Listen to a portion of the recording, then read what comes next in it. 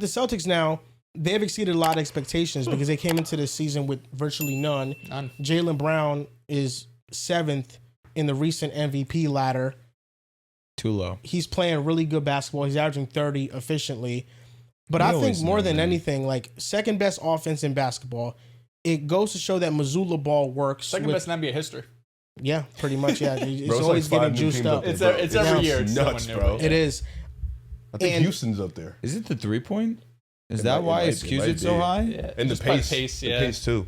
Yeah, the more points you score, it's points per 100 possessions. That's offensive rating. So the more possessions, I guess, there's more possessions basketball now. 2026 Houston Rockets are up there. Believe that shit. Yeah, like they're up there. And the Nuggets right now are number 1. Top 10 ever. Nuts. Yeah, Nuggets are number 1. Yeah, Jamal Murray's balling out. They just gamed us last night. Good. Top 10 ever. No. Insane. No.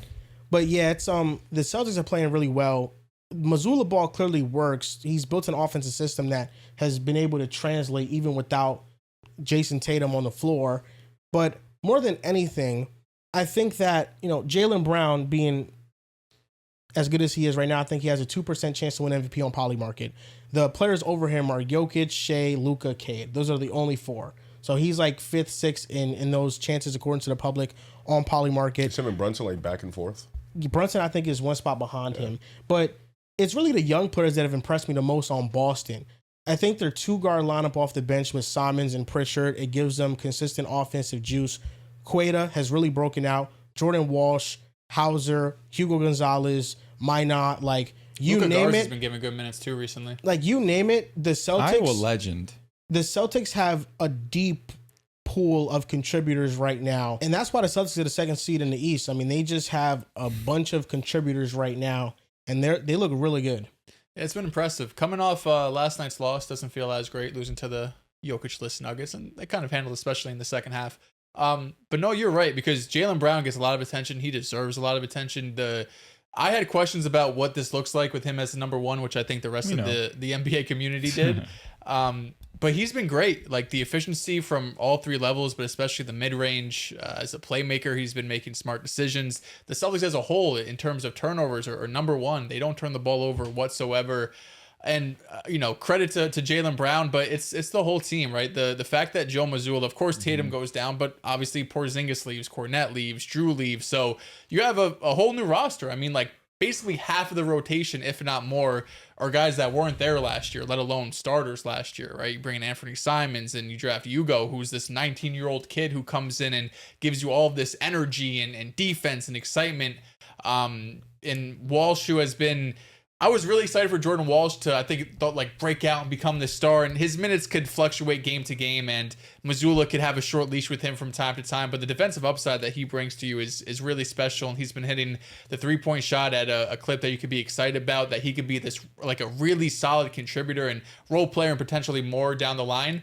But I think a lot of this comes down to Missoula, too. Like, to think about where we were year 1, I remember defending Missoula with my life up here after we lost to the Heat, saying everyone just missed fucking open threes. And to see where he is now, where I think he's regarded as probably one of the top coaches, one of the top 5 or 6 coaches in the NBA. He gets a lot of buy-in, a lot of belief. Of course, the Missoula ball with the threes, but it's a lot of defense too. Like, if you can't defend, you're not going to play. Anthony Simons, I know, is not known as a defender. I'm not saying he's a good defender, but he has grown a lot, I think, from when he first came. Yeah, like his minutes, because beginning of the year, he would play pretty consistently 20 to 30 minutes. And then there was a stretch like in November, December, where that came down. He's playing under 20 minutes in some games, but you see at least the effort there. There was, wasn't last game, but a couple games ago where he misses just a pull-up jump shot. And a lot of guys, even Simons included early in the year, would just kind of jog back, but he hustled back, got a block shot, got the ball back. So if you're not making those plays too, if you're not trying on defense, Missoula's not going to play, right?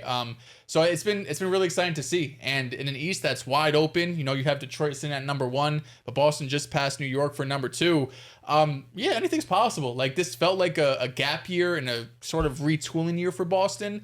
But now I'm looking at the deadline, like, they should be buyers, right? Like, they should go and get some help on the front court. They should go get another big, because it seems more and more likely that Tatum will be returning. And what that looks like with Jaylen playing too is going to be interesting, because as great as Jaylen Brown's been, his usage rate has also been insane, as it should be, because it's him and Derek White and like Pritchard. Not a lot of guys you trust consistently making decisions, possession after possession. But it's going to be a bit of a different process coming in because I think Jaylen Brown should be the one as Tatum kind of gets integrated into this offense again. That's a discussion for a different day. But it's really encouraging what we're seeing from this Boston team with some of the young players and some of these guys that they brought on, like these 1-year deals or trading like Simons or draft picks like Hugo and Walsh over the last couple of years. So it's been awesome to see. Yeah, we always joked with you every time you brought up Jordan Walsh. But listen, I gotta give you some never respect. doubted. You never doubted. You always believed. Now I could sit up here for however long I talk for, and I could talk nonstop about Jaylen Brown. If you're a real pick-a-side fan, you know Jaylen Brown's one of my favorite players in the National Basketball Association. So for him to be doing what he's doing doesn't surprise me. He's just taking it up another notch. It's not a surprise that Jason Tatum goes down, and the leader that Jaylen Brown is, when you need him to step up, he does. It's the truth. Some slept, some didn't. The real have known. Some thought Jaylen Brown wasn't worthy of being a number 2, should have traded him. Some people thought that he wasn't an all-star. Some people thought he wasn't all-NBA level. Some people thought he was a bad defender. Overpaid. Then we thought he was a good defender, one of the worst contracts in basketball. He's averaging 30 points, one of the most efficient scorers in the game. You wanted him to be a better playmaker. He added that to his game. Yikes. So I could do that. I'm going to stop because who really deserves praise on top of Jaylen Brown, who's getting all of it and deservedly so, is Joe Missoula. And I think that's where I'm glad you went, Dales, because Missoula has legitimately solidified himself as one of the game's best. To do it without your so-called best player in Jason Tatum, and to be a consistently dominant team in different facets, you have to give credit to where it's due to the head coach, because that's where it starts. It starts from your core. Who are you fundamentally? And every single night, you know a version of, more often than not, because basketball is ever changing. Any team can get any team. There's a bunch of professionals for a reason. More often than not, you know the version of the Boston Celtics you're going to get because they're extremely disciplined. It starts with Joe Missoula. They've bought in. The guys have bought in. And it has been excellent to see Jaylen Brown step up when needed.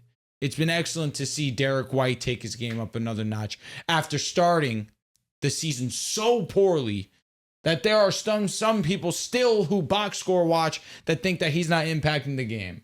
I don't box score.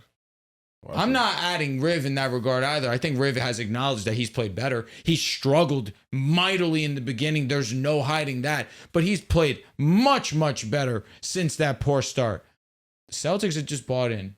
Offensively, defensively, this has been one of the more exciting teams to watch. And as a Jaylen Brown fan, supporter of his from day one, this has been excellent to watch. So in lineups without Derek White and Jaylen Brown, the Celtics are plus 10.2 and 91st percentile. How many minutes? 400. 400? I'm just trying to think of like how many lineups are there? Not Derek White or Jaylen Brown. Payton, Simons and Quaida. Yeah, that's a lot of Missoula tax. Shout out to Missoula. OD. Shout out to Missoula. I ain't got shit to say. I bet you. Now, you know what I want to say, though? I want to say, because you talked about the playmaking, and we can lie about playmaking all day. True. But in reality, the one thing I will say I'm impressed with Jaylen Brown is I saw the number. We probably on the same page. I saw the number. I just forgot if it was 16th or 6th. But he has like one of those, the highest usage rate in like NBA history. It's one of those two. I just can't remember which one it was. Who else did you want the ball in their hands right but now? It's the efficiency that's what's he's uptaking and getting the ball, and he's maintaining the efficiency. I think that's the most important part. And I think that's what's interesting is Tatum going out, and like you mentioned, we could talk about that all day, but in reality, he's holding the ship down. I think that's super important. And of course, credit to Payton, credit to Simons when he does put it on, credit to Derek White, credit to the role players that they have, the lengthy, scrappy role players that they have. They play a beautiful style of defense on that end. And Joe Missoula is having a hell of a season in terms of just coaching. Can Boston win it? It's wide open. Why can't they? Why shouldn't they think that? I don't know if you guys should be sellers, though. The East? Yeah, the East. I don't know if you guys should be buyers. I feel like you should wait it out. I feel like give Tatum another year. to really get his feet under him, then figure out what type of moves you make. Unless you want to move Simons, which I think you guys are more than comfortable with moving Simons, to try to bring in a front court guy. But bringing in a front court guy and then also bringing in Tatum, to try to fit everything in that late into the season could be rough. And then, we got to see what other teams are buyers and whatnot. But I like the way I like where Boston is headed. I like the brand of basketball that they play with. It's going to be interesting because I do think when Tatum does come back, you don't have to do a number one, number two thing. You can just have them play together or have them play with different type of lineups. And I want to see how Tatum looks. But Jaylen Brown's been awesome. Like, I have nothing negative to say about this guy. He's been awesome this year. He's been playing at a high level. Same thing with Boston. Boston's been doing their thing. It's just about, can they maintain it? Because, all these other teams, you go through a slump in a year where you have these down slumps where, you lose 3 or 5 or you lose your 7 to 8. Spiral. Yeah, so how do you handle that adversity? I'm excited to see how that goes. Yeah, the thing that needs to improve with them right now is, I think, the defense. They're second in offensive rating, but they're 15th in defensive rating. They just don't have a big that can really Yeah.